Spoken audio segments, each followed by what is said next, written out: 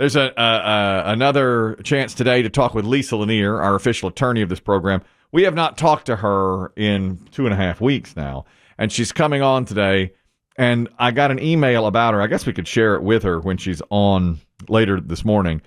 If you remember the last time we talked to her, I guess there was a case related to this. She relayed the story that on the way to court one day, she had to use the bathroom very badly. And she was going to court, and there was no bathroom open. It was very early in the morning. So she had to go to a Target, which was not yet open, and go behind it to the dumpster, befoul the area next to the dumpster, used her pantyhose. Yes. As remember that?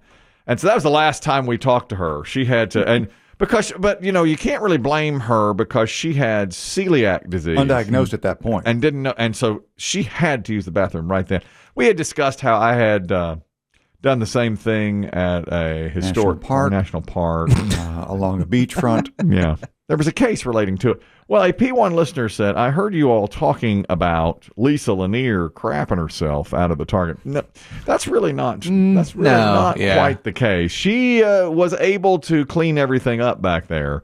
But this guy, Mike, says, story for Chris and Chris. I was a wallpaper hanger in the 80s. We were hanging paper at an old 2-story historical house. It was the weekend, and the outhouse was locked. So I took a lunch bag, went into a closet, took a wicked dump into the lunch bag. Took it outside on the back porch, sat it there, and forgot all about it. Man, we leave, 5 o'clock comes, we leave in the van. It was cold as could be and froze that weekend. Monday morning when we returned, one of the carpenters came over to me and said, you're not going to believe what we found on the back porch. I said, what? He goes, a big frozen turd. This neighborhood's going to hell. Right? Am I right? He said. He played it off? He said, must be a homeless guy. Yeah, gotta be. They're animals. Man. The nerve. Oh, thanks, Obama. I'm gonna share that with Lisa Lanier to let her know she's not alone when it comes to doing this type of thing. Man, that's pretty ugly, isn't it? Now that's bad. A couple of updates too on January. We're into January now, pretty good ways, and this is the time of year. I wonder. We asked Biggie the other day. BB Shea, do you use the dating apps? Because the dating apps, today, tomorrow, Sunday, are the most used days of the year for dating. Really? I did not know that. Well, the theory is that people want to be with someone before Valentine's Day. Yeah. That and they've survived the holidays. They've survived with family. Exactly. And now, it's I need something else in my life. Winter. And you need something else. And for Valentine's, you want somebody. Do you ever go on those dating apps? I've never been on one, no. Really? I'm just not interesting enough. No. It was a big number of people, a high percentage do use the dating apps now. I guess that maybe. I thought they were starting to fall off though, those numbers. Well, maybe they are. Maybe they are. People are wanting to meet people in person now, I think. When was the height? I was going to say during the pandemic, but honestly, the height was really kind of 2016, 17. Really? I mean, they've been around for like almost time. 10 years now. If right now, if there were 1,000 couples who meet this year, what's going to be the highest percentage of how they meet? Would it be online? It's probably. You think so? Yeah, probably. Most likely. More than going out to bars. Right? Yeah. I have a niece who is 28, and I mean, that's how she meets all kinds of people online. I mean, she'll go on first dates, but they just connect through social media. That's how it always. That is. Now, it's not necessarily a dating app. Right. They connect through social media. Right. Then I read today, as far as the beginning of the year goes, if you're trying to improve something this year, which is toughest to improve, your diet, your relationship, or your career? And overwhelmingly, people said diet was the hardest to improve. Relationship you can work on, career you can work on, but diet is harder because I guess there are more pitfalls when it comes to that. You got to eat.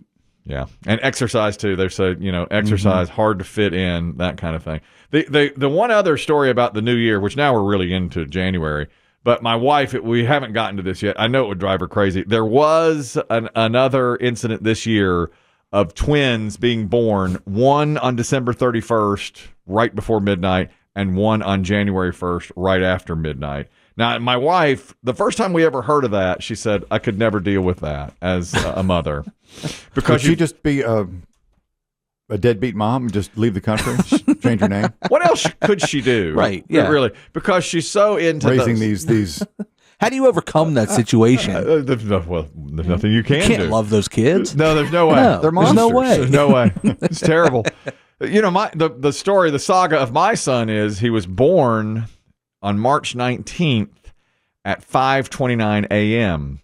But a few years later, President George W. Bush changed the time so we spring forward now. Before we used to. So Daylight savings is longer now. yeah. So now, and we always go into his room and stand over him and stare at him at 5:29 a.m. It's going to be awkward when he's a freshman in college in a couple of weeks. We're going. I know. You driving down there? We're driving. Oh, yeah. We have to get a duplicate key to the room or whatever, but we're gonna go in and stand over him as we always do. But the first year after the time change, after George Bush made it where daylight savings was longer, we went in at both 4:29, 5:29, and 6:29 to cover all times, just to make sure we were there that very moment that he celebrated his birthday. That's how into numbers my wife is. So she would never, ever be into this. Twins born in New Jersey have different birthdays and birth years. Ezra and Ezekiel. Ezra was born at 11:48 p.m. New Year's Eve. Ezekiel was born at 12:28 a.m. New Year's Day. So they are born in different months, different years, different dates. Isn't that something? Wow. That is kind of crazy. Yeah. It? I mean, it happens every almost year. every year now. But we heard about it. The first time I ever heard about it, I was like blown away by that. You know, it's like, so you've got a twin brother who's born in a different year than you. Don't they give out prizes for like the first baby born in the year? They Was it like a used to. cash prize or something? I read about that too. They Used did to hear about it. There was one born at midnight, right at midnight on like Long Island, New York, and that person got a prize. Maybe each state does it if they can. Yeah. But who knows? I mean, how do you know exactly if one's born in one city and one in another? Which one is out really Yeah, I first? guess it would be a state by state thing. Yeah, I suppose so. But New York did it this year. I know that. So my wife would hate that, but she loves this. It's January, so women are allowed to not shave their legs or any of their pubes. Anything? No, they're not. Doesn't matter. No, they're no, you got to shave. Did you say pew twice? I did. I said Their the pubic region. I think they're probably talking more about legs and armpits. Legs and pits is you are not required. 40,000 people signed up on social media. Said I will not shave in January. They call it January, but you're against. You think they should continue to shave? If I can shave, you can shave. You are shaving now. We were talking. gone the other way. You're shaving right. now, and you look good. You look dapper. Thank you very much. I think you're dressing better in the new year. It's a whole new thing for you. I'm getting a passport today. That's why I'm dressed up. Are you? How exciting! Yeah. Where are you going? The who does it? The post office. That's who it is. No, Yeah. I meant where. I meant, I'm sorry. We know that part. No, I'm sorry. It's all new to me. Canada. I'm going to Canada next year. All right. Toronto. Yeah. Get it. Oh, for the baseball. The Jays? Yeah. That's awesome. That's exciting. Go see that's the most culturally diverse city in the world. Yeah. That's what I hear. You must hate it. Kelly would hate That's why it. he's never been. What's the least culturally diverse? High Point. That's right. I'll go there. Myrtle Beach. Done.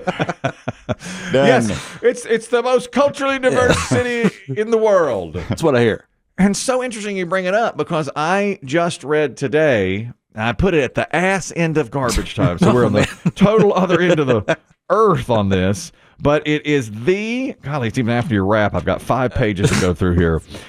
Skip down. The most overrated travel destination.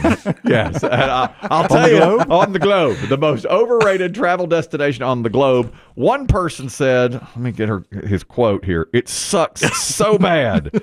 There's absolutely nothing to do. Why did I come here? It's not Toronto.